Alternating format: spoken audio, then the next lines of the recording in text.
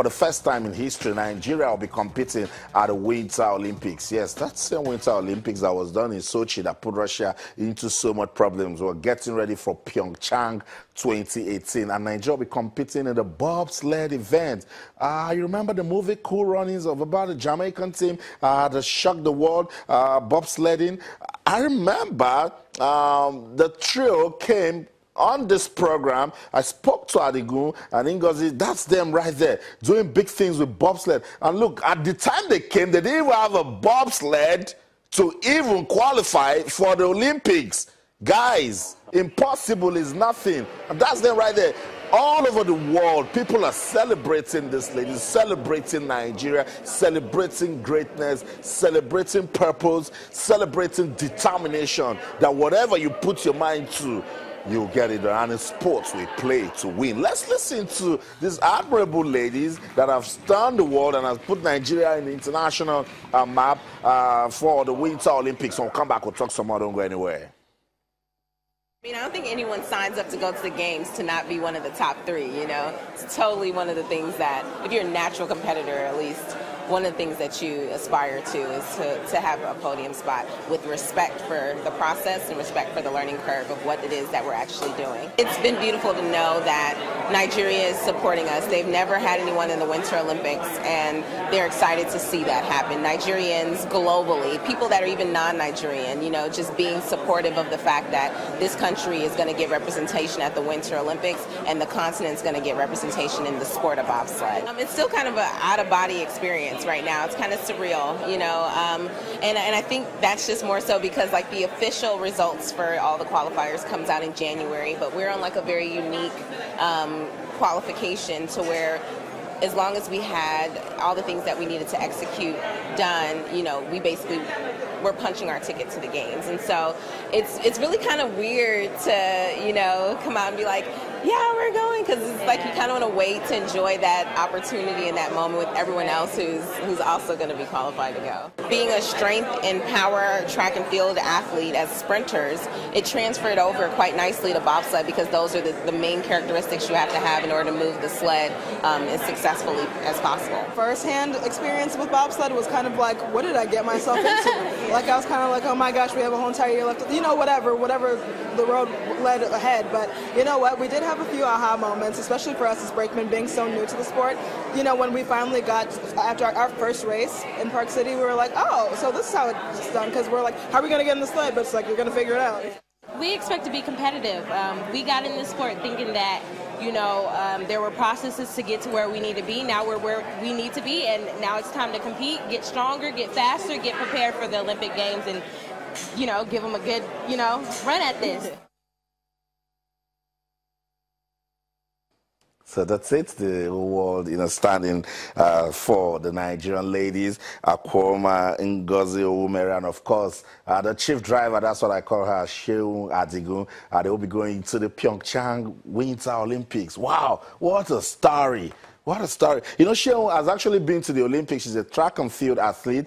She does the hurdles, yes. I remember that's how I met her. And then the first time I talked to her with so much speed, she said, look, Nigeria, Africa, in fact, has never been in the bobsled event at the Winter Olympics. Yes, Africa has been to the Winter Olympics, but for the bobsled event, no African team. So they smashed history twice.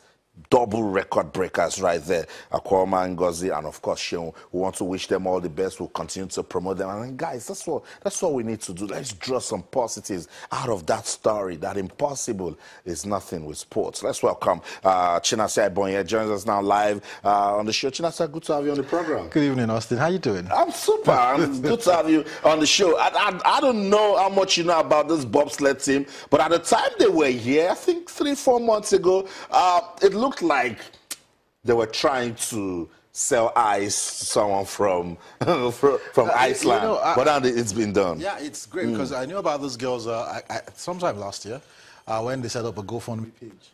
You know, it was on Instagram actually. A friend of mine in Houston, I followed him on Instagram. He reposted what she posted on her Instagram. You know, they had a GoFundMe page trying to, you know, try and get funds to support their dream to be the first African team to be at the Olympics. And, you know, gradually started getting momentum and everything. And look at where they are now. You know, they say impossible is nothing. I know. Started from a dream. And before you, it's funny now because we even have a bobsledding federation. We have a bobsledding and skeleton, which is headed by Solomon Ogba. You know, so it's fantastic. The rave they are getting, the attention they are getting right now. Saw them on some talk shows in America. You know, everybody is interested because this is actually groundbreaking. Yeah. This is the first African team to, you know, be at the Winter Olympics, and to imagine that we do not have anything. I know. Anything pertaining. Well, we're going to see ice on this. But the thing is, precedents from Lauren Williams. I remember her. She was a sprinter with the U.S. national team. She won gold medal with the 4x1, I think, in Athens. And the next Olympics, she went for. She participated in the Winter Olympics and she won the silver medal. So I think that's what Shehu Adigu got her inspiration from, and was like, okay, you know, somebody has done it, and let me try and put my country on the map. Fantastic one. For the girls, fantastic. So maybe we'll just be seeing other cool runnings. You never know. Jamaican bobsled team that was turned into a great Hollywood movie. And maybe for all you know, this will be the remake or the sequel. Because it's already moving in the making. A lot of persons are looking at ways they can tell the story over and over again. You know, it's a beautiful story. I tell you, it's a beautiful story. Yeah, they're getting recognition now. The sports minister has come out to talk about them.